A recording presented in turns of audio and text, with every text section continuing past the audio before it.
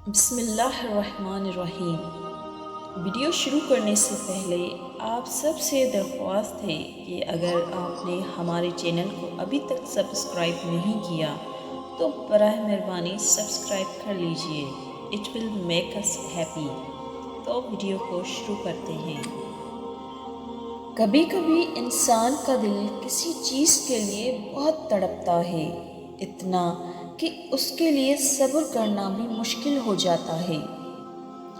انسان ہر روز اس چیز کو حاصل کرنے کے لیے ہر اس لمحے دعا کرنے کی کوشش کرتا ہے جو لمحہ دعا کے لیے افضل ہے، اور اس کی آنکھیں اپنی مانگی گئی دعا کے قبول ہونے کے انتظار میں ہر روز ادھر ادھر تکتی رہتی ہیں، اور یہ تو بھول ہی جاتی ہیں کہ اللہ نے ہر چیز کو عطا کرنے کا ایک مخصوص اور بہترین وقت مقرر کر رکھا ہے۔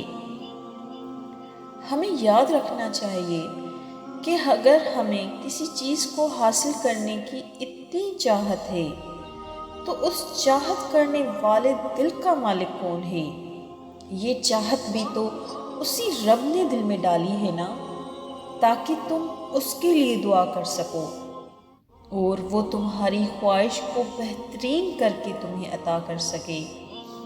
اور وہ تو خواہش ہی دل میں تب ڈالتا ہے جب وہ اسے تمہارے نصیب میں لکھ دیتا ہے۔ دعا تو بس ہمارے ہی درجات بلند کرنے کا ایک ذریعہ ہے۔ جانتے ہو اللہ تمہیں بے بسی کے مقام پر کیوں لایا ہے؟ تاکہ تم اللہ سے رجوع کرو اور یقین سے مانگو۔ جب تم دعاؤں پر یقین کرنا سیکھ جاؤ گے تو ہر وہ چیز جو تمہیں ابھی ناممکن لگ رہی ہے وقوع ہونے لگے گی۔ وہ سب حکمتیں جانتا ہے، وہ سب بہتریاں جانتا ہے، وہ سب حالات جانتا ہے، اور حال اور مستقبل ہر چیز جانتا ہے۔ وہ علم میں کامل ہے، حکمت میں کامل ہے۔ تو ہر توقع کے برعکس حالات ہوں اور ہر آس کے ٹوٹنے پر خود کو یہ یقین دلاؤ، اللہ جانتا ہے، اللہ جانتا ہے کہ تم تکلیف میں ہو، وہ دیکھ بھی رہا ہے اور سن بھی رہا ہے۔ وہ جلد ہی تمہارے لیے مدد بھیجے گا، اور تم اپنی دعاؤں کی قبولیت کو اپنی آنکھوں کے سامنے پا کر حیران رہ جاؤ گے۔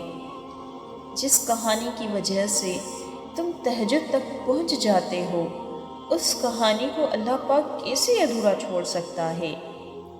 اگر تہجد میں کوئی خاص بات نہ ہوتی تو اللہ کیوں تہجد پڑھنے والوں کے لیے پہلے آسمان پر آتا، صرف یہ پوچھنے کے لیے کہ انہیں کیا چاہیے؟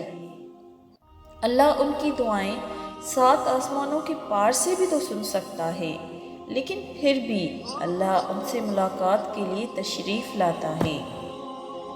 تو جیسے اللہ نے تہجد کو باقی نمازوں سے جدا رکھا ہے، ویسے ہی اس نے تہجد پڑھنے والوں کو بھی سب سے جدا رکھا ہے۔ اللہ تہجد پڑھنے والوں کو سب سے خاص رکھتا ہے، اور تہجد پڑھنے والوں کے لیے ایسے معجزے کرتا ہے جو کسی کے لیے نہیں ہوتے۔ اللہ 7ویں میں سب سے پہلے آسمان پر اپنے بندوں کو خالی ہاتھ لوٹانے کے لیے تو نہیں آتا ہے نا۔ ہر دعا، ہر فریاد یقین مانگتی ہے، اور یقین میں کوئی اگر مگر نہیں ہوتا، بس یقین ہوتا ہے کہ جس میں ہر مشکل بھی خوبصورت لگتی ہے۔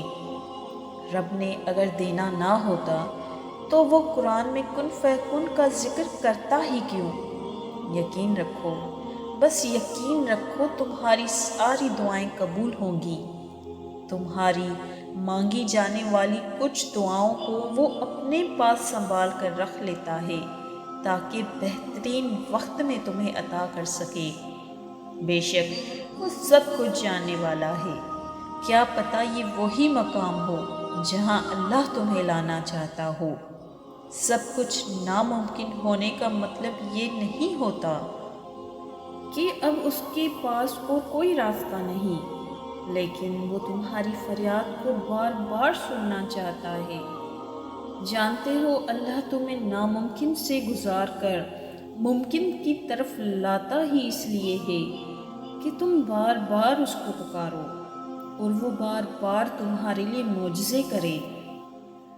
ہمارا یقین کمزور ہے، ہمارا یقین تو اتنا کمزور ہے کہ جب وہ ہمیں ذرا سی مشکل سے گزارتا ہے تو ہم اس سے مایوس ہو جاتے ہیں، یہ سوچے بغیر ہی کہ اللہ جہاں سے چاہے وہاں سے وسیلے بنا سکتا ہے۔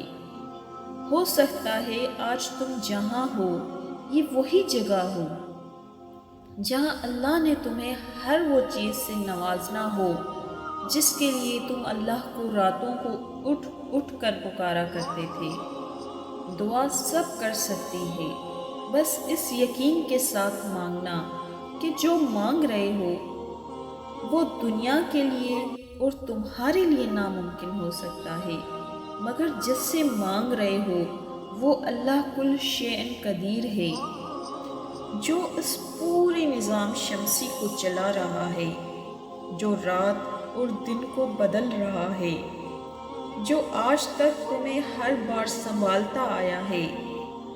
وہ رب یہ دعا بھی قبول کرے گا، اس سے جب بھی مانگو جیسے بھی مانگو وہ سنتا ہے، بس اس پر کامل یقین رکھو، اللہ سے مانگو اور یہ جان لو کہ جو مانگ رہے ہو وہ ممکن کرنا اس رب کے لیے مشکل نہیں۔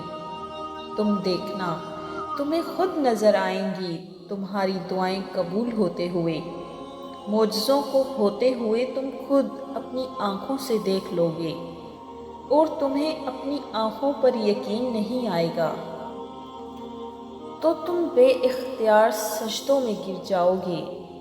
تہجد کی دعائیں ہر ناممکن کو ممکن کرنے کی طاقت رکھتی ہیں۔ تہجد کی دعائیں تمہیں ہر تکلیف سے شفا دلا سکتی ہیں۔ تم سوچ بھی نہیں سکتے کہ ایک سجدہ تمہیں کیا کیا دلا سکتا ہے۔ تہجد معجزات کا دوسرا نام ہے۔ اللہ کو انسان کی نیند سے بیدار ہو کر اس کے سامنے سجدہ ریز ہونا اور آنسوؤں کی موتیوں سے التجا کر کے اپنی دعائیں طلب کرنا بے حد پسند ہے۔ کچھ راتیں نیند سے خالی اس لیے بھی ہوتی ہیں کیونکہ وقت تہجد اللہ اپنے بندوں سے بات کرنا چاہتا ہے۔ وہ تمہیں سزا نہیں دے رہا بلکہ یہ تکلیف اور بے سکونی کو تمہیں اس تک لے جانے کا محض ایک بہانہ ہے۔ وہ سب ظاہری اور چھپی باتوں کو جانتا ہے، بس وہ تم سے سننا چاہتا ہے۔ بے چینی کو روح اور آنسوؤں کو دل میں اتار دیتا ہے۔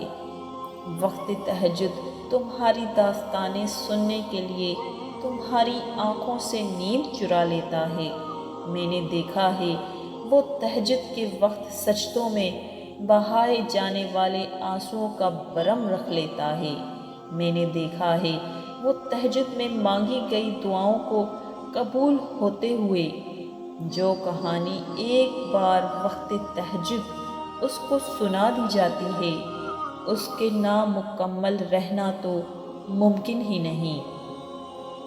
کروڑوں میں سے اگر اس نے تمہیں نیند سے بیدار رکھ کر تمہیں تہجد کے لیے چنا ہے نا تو یہ کوئی اتفاق تو نہیں ہے۔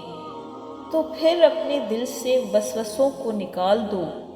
جب وہ خود کہتا ہے کہ دعائیں مقدر بدلنے کی طاقت رکھتی ہیں تو تمہارے ہاتھوں کا بار بار ایک ہی دعا کے لیے اٹھنا بے وجہ تو نہیں ہے۔ اپنی دعاؤں پر یقین رکھو اور مطمئن ہو جاؤ کیونکہ وہ انہی دعاؤں کو تہجد تک لاتا ہے جن دعاؤں کو اس نے معجزات کی صورت میں پورا کرنا ہوتا ہے۔